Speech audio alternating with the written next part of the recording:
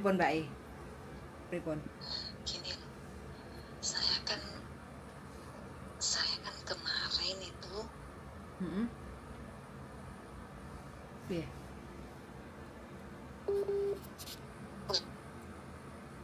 habis itu sama agent suruh ke PT ya, ke PT. Sik. Kemarin kenapa? Kemarin kan saya kan sebenarnya udah ada agent, terus habis itu sama agent tuh ke PT itu suruh ikut proses aja gitu loh. Oh, numpang proses. Ya, numpang proses. Habis itu kan udah diproses, bikin KTP, ID ya, ID online, PAP ya. Terus ini permasalahannya itu tanggal lahir sama nama itu kan namanya ada, kalau di paspor kan ada K-nya, kalau di data sini semua itu nggak ada gitu loh. Nama paspor sama KTP Indonesia beda dikit gitu. Ya, sama tanggal lahir. Sama tanggal lahirnya beda. Ya. Tahunnya sama. Oke. Terus ya, yang ditanyakan apa? Masalahnya yang sekarang masalahnya itu tidak bisa masuk di Pernaker tanggal lahirnya. Berarti sampean posisi sekarang di Indonesia. Iya, saya posisi di Indonesia. Kenapa saat sampean sudah kejadian kepepet nyari saya? Tuh, yang telepon tadi loh. Yang telepon mana? Ya, soalnya kan saya kan lihat YouTube-nya Miss Yuni, makanya saya cari Miss Yuni gitu loh. Yuli loh ya, bukan Yuni. Oh ya, Yuli ya, maaf. Nggak apa-apa. Gitu. Enggak, berarti sampai sudah masuk ke PT gitu, numpang proses. Sudah. Terus gimana? Bisa. Tapi sudah angkat tangan, nggak bisa. Soalnya saya disuruh ke Dukcapil ya, suruh ngurus itu. Ngurus sendiri. Oke. Kalau misalnya di Miss Yuli bisa, saya kan nggak ngurus gitu loh. Posisi sampean sekarang ada di mana? Kenapa? Posisi sampean sekarang ada di mana? Sekarang di Malang. Tadi kan yang siang telepon itu, Miss Yulia telepon saya pas waktu tidur. Oh, itu saya mau jelaskan. Loh, lah katanya tadi sampean belum proses. Lah ternyata sama sudah proses toh. Iya, itu kan saya mau jelaskan, tapi saya masih bingung dimulai dari mana gitu loh. Walah Gusti nyon ngapura. Begitu toh ceritanya. Iya, terus gimana? Sampean saya nggak bisa bantu kalau sampean nggak connect sama kita kayak gitu loh. Jalan satu-satunya sampean harus sidang kalau tetap mau berjalan proses kayak gitu. Dan itu butuh waktu, butuh perjuangan. Iya, Mang. Berarti ini saya ngurus sendiri, bisa nggak bisa? Kalau sampean mau, sampean harus cabut berkas, terus batalin majikan itu, terus proses ulang sama kita gitu, Mbak. Majikan mana? Saya belum dapat majikan ini. Sampean belum dapat majikan, tapi sampean sudah masuk PT gitu toh. Iya, tapi ini kan numpang proses aja. Jadi kalau memang nggak bisa, PT-nya udah nggak bisa. Kalau udah gitu. Berarti kan sampean belum dapat majikan toh? Belum, majikan belum. Cuma sama agennya itu numpang proses aja, belum dicarikan majikan. Oh ya udah, sampean cabut berkas saja, cabut berkas. Terus nanti ngikut sama saya, tak bantu. Baru dicarikan majikan. Ya, kalau Miss Yuli kan majikan dulu baru proses. Betul. Kalau yang ini enggak, kalau di agent saya proses dulu. Halo Mbak. Sinyal Indonesia ternyata. Sinyalnya kurang bantuan, Mbak. Iya. Gimana? Oke. Jadi sampean cabut berkas dulu ya. Bilang aja suami tidak mengizinkan. Jadi batal proses gitu. Mbak, Iya, sinyalnya ini loh. iya Tes. sinyalnya butuh sumbangan nah. Ya, ya benar. Dengar ya. Sampean daftarnya Ya, sudah berapa lama di PT itu? pokoknya 2 bulanan itu baru dia ngomong sekarang sudah nggak bisa. Itu Oh, ya wis berarti rezeki ini sampean. loh. Heeh. Kita nggak bisa suruh saya ngurus sendiri. Saya kan ya katanya Miss Yuli kan ada yang PT yang bisa ngurus gitu loh.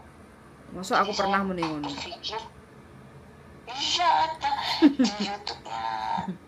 Iya, ada yang itu namanya beda, tanggalnya beda. Jadi kan saya sama dengan kasus saya. Kata Juli itu. Oke. Gitu. Sekarang sampean kalau Sekarang masih gimana? kepengen, sekarang solusinya kalau sampean masih kepengen proses ke Hong Kong, PT yang sampean tumpang proses sudah 2 bulan itu kan intinya kan sudah merasa angkat tangan kayak gitu kan. Ya. Jadi mau nggak mau sampean harus cabut berkas. Sampean sudah ID online belum? Sudah. Ya udah dibikin ID online, tapi ya itu cuma tanggal lain tuh nggak bisa masuk di Kepnakes, cuma itu. Berarti belum online, belum terdaftar karena nggak connect gitu. Ya, kan ID-nya sudah. ID-nya sudah. Berarti sampean harus ngomong sama PT cabut berkas plus pembatalan ID di Desnaker. Hmm, Ya. Pembatalan ID. Ya. Kalau berkasnya udah saya ambil. Sekalian sampean harus pembatalan itu ID. Kalau enggak nanti sampean ID-nya tetap nyantol di PT itu no. Enggak bisa proses. No. Ya, Sampean bilang ke PT, sampean cabut berkas itu bayar enggak? nggak usah. Ya belum ini belum ada cuma ambil berkas dia nggak ngomong apa-apa saja. Kalau yang ID itu belum Oke. ada. Pokoknya intinya di PT-nya nyuruh saya bikin gitu loh. Oke, yuk.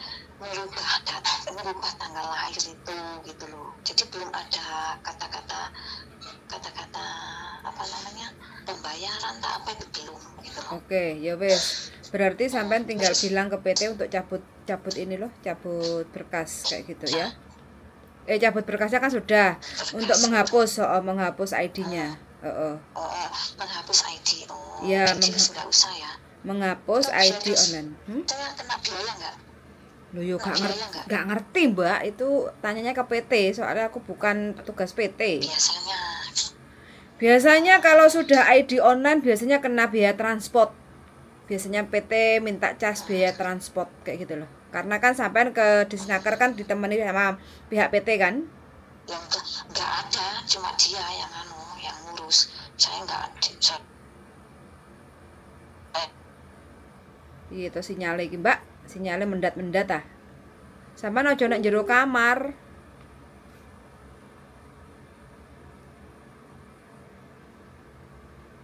Iya kira sinyalnya minta tolong. Oke teman-teman ya, jadi kasusnya teman-teman tuh banyak kesulitan kalau ingin ke Hong Kong. Itu kendala biasa, beda data, beda tahun, beda angka saksret, bisa beda huruf saksret kayak gitu. Tapi ya mau nggak mau ya kita harus tetap bisa untuk berusaha membantu bagaimanapun itu caranya, karena kan niatnya teman-teman itu kan ke Hong Kong untuk kerja lagi kayak gitu. Makanya dengan usaha susah sulitnya teman-teman proses ke Hong Kong yang seperti ini, jadi diperkuat lagi untuk niatnya kayak gitu loh, jadi mentalnya kayak gitu ya. Karena apa, kadang kita sudah capek-capek ngurusin bantu untuk proses sampai ke Hong Kong, karena tugas kita itu bagaimana caranya untuk teman-teman itu bisa nyampe ke Hong Kong kayak gitu, dapat majikan. Nah untuk masalah berjuang, jadi itu tergantung di teman-teman sendiri. Jadi mampu berjuang atau tidak, bagaimana cara beradaptasi dengan majikan yang baru kayak gitu. Jangan kita ngalem-ngalem, manja-manja, menye-menye, jadi tidur kurang komplain, makan kurang komplain kayak gitu. Jadi kita harus punya strategi sendiri bagaimana caranya kita itu bisa mengatasi masalah-masalah di rumah majikan kayak gitu, karena sudah tahu sulitnya untuk cari kerja seperti ini. Jadi untuk pengen kembali lagi ke Hong Kong tapi terkendala dengan beda data, ini permasalahannya teman-teman. Tapi nggak tahu ini mbaknya sudah koet ininya apanya, sinyalnya kayaknya butuh dana untuk menyumbang sinyalnya supaya enak didengar kayak gitu, tapi nggak apa-apa.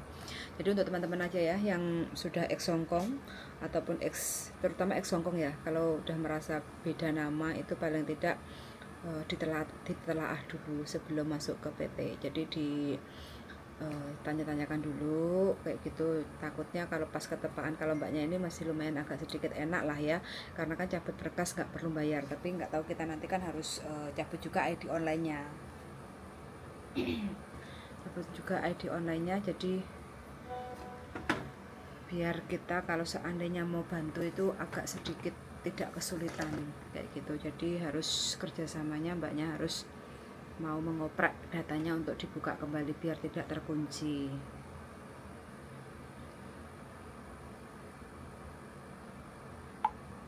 Jadi aku perlu tanya juga, sudah UJK Ukom belum, medical kayak gitu ya.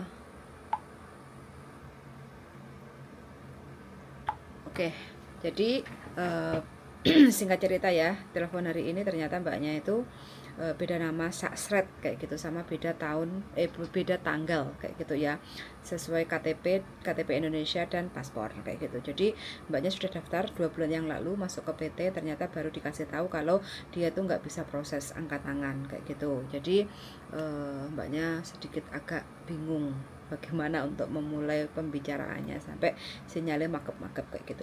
Jadi teman-teman kalau seandainya kita kepengen ke Hong Kong, persiapan aja lah. Jadi kalau kita sudah X ya, pastikan banyak koneksi, apalagi kita selalu di internet kayak gitu kan, namanya cari usaha rezeki kayak gitu ya. Jadi paling tidak carilah majikan dulu, dapat majikan dulu baru masuk PT kayak gitu ya, supaya apa, supaya kita itu enggak keteteran kayak gitu. Kalau seperti ini kan mbaknya sudah 2 bulan nunggu-nunggu, ternyata zong kayak gitu loh, zong kayak gitu. Jadi ternyata nggak bisa dibantu, nggak bisa diproses kayak gitu. Jadi teman-teman selalu menyiapkan aja datanya, yaitu paspor, Hongkong ID, KTP Indonesia, KK, akte, ijazah, buku nikah, dan surat izin wali kayak gitu ya. Jadi kalau seandainya teman-teman mungkin sudah lama di Hong Kong terus aktenya nggak ada, ijazahnya nggak ada, paling tidak teman-teman harus punya akte. Itu adalah salah satu syarat. Ojo jagane engko ben PT buatin lah kayak gitu, pasrah bongkoan lah kayak gitu, jangan seperti itu ya. Jadi kita harus usaha, jadi kita harus lewat kecamatan untuk bikin akte kayak gitu ya. Jadi kalau kita agak sedikit gak mau repot, biasanya kita nyangoni aja lah pamonge, entah itu Pak kami tuwone atau sopone sing biasanya mondar-mandir kayak gitu, sangoni 100.000 kayak gitu, Pak tolong bantu saya untuk dibuatkan akte kayak gitu, diuruskan akte kayak gitu ya. Kemungkinan akan diberi kemudahan kayak gitu. Jadi untuk ngurus akte itu di kecamatan itu sangat gampang sekali teman-teman ya. Nah itu nggak nyampe 1 minggu itu ada juga teman kita itu sekitar 1 minggu itu akte sudah jadi kayak gitu. Jadi kalau kita sudah walaupun udah ex Hong Kong puluhan tahun di Hong Kong terus pulang lagi ke Indonesia, itu kita prosesnya harus mulai dari nol lagi, mau nggak mau. Biasanya kalau kita UJK sama medical PAP itu wajib kayak gitu ya. Kalau BLK balai latihan kerja itu mungkin kita sudah nggak perlu bagi yang sudah X kayak gitu ya. Jadi kita bisa untuk tunggu di rumah kayak gitu. Jadi ini adalah syarat mudah bagi teman-teman yang ingin kerja ke Hong Kong. Carilah majikan dulu. Bagaimana caranya? Siapkan fotonya harus di studio foto, pakai baju yang sopan, kemeja lah kayak gitu ya, pakai kemeja celana hitam, terus no make up, no jilbab, no cat kuku, dan kukunya harus dipotong pendek kayak gitu ya. Kalau rambutnya panjang paling tidak harus diikat kayak gitu ya, ben gak rowe-rowe kayak gitu. Terus senyum jangan lupa buncis kayak gitu ya, supaya apa, menarik perhatian. Karena apa, dengan kita senyum buncis kayak gitu kan, berarti kita kelihatan happy. Sekali lagi, orang Hongkong nggak suka cemerut, nggak suka mencurang, apalagi menangis. Yang punya hobi menangis, sekali lagi ya, tolong kalau ingin kerja ke Hongkong jangan suka menangis. Mewek itu gak payu, di Hongkong itu nggak laku. Kadang majikan itu udah mewek atau nangis itu adalah bad luck kayak gitu ya. Sekali boleh, tapi kalau kita setiap situasi dan kondisi nangis kayak gitu, takutnya nanti teman-teman malah di interminate kayak gitu. Kita harus menjadi strong woman kayak gitu ya. Jadi harus benar-benar kuat mental kayak gitu. Dimarahi senyum, dilem juga senyum kayak gitu ya. Wes pokoknya kita harus selalu rendah hati aja dan banyak senyum, supaya apa, majikan kita itu terpesona pandangan pertama kayak gitu ya, supaya majikan itu lebih menyukai kita karena kita banyak senyum. Karena apa, dengan banyak senyum berarti kan auranya, keberkahannya itu akan positif pada diri kita kayak gitu. Wes gitu aja. Terus jangan lupa juga ya untuk KSUJK. Jadi teman-teman, walaupun kita sudah X puluhan tahun, kalau kita mau kerja ke Hongkong, paling tidak kalau kita interview jarak jauh, minimal yang kita keluarkan adalah video kita KSUJK. Kalau kita punya pengalaman jaga loyanka, ya sebutkan jaga loyankanya ngapain aja.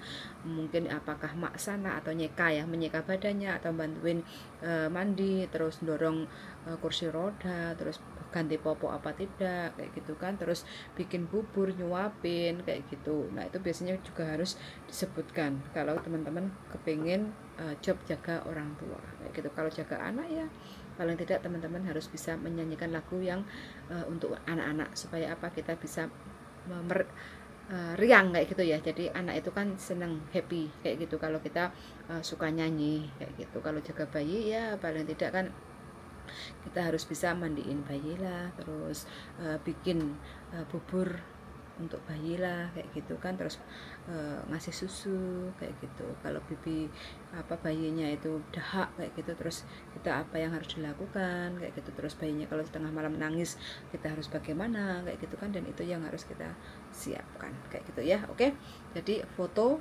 untuk biodata, video untuk kita share ke majikan bahwa kita punya experience kayak gitu kan, plus dokumen lengkap seperti Hongkong ID, paspor, KK, KTP, akte, dan surat izin wali. Itu aja syarat untuk kerja ke Hongkong sebagai PRTA atau pekerja migran Indonesia kayak gitu ya. Sudah mendengarkan dan see you in the next video. Bye.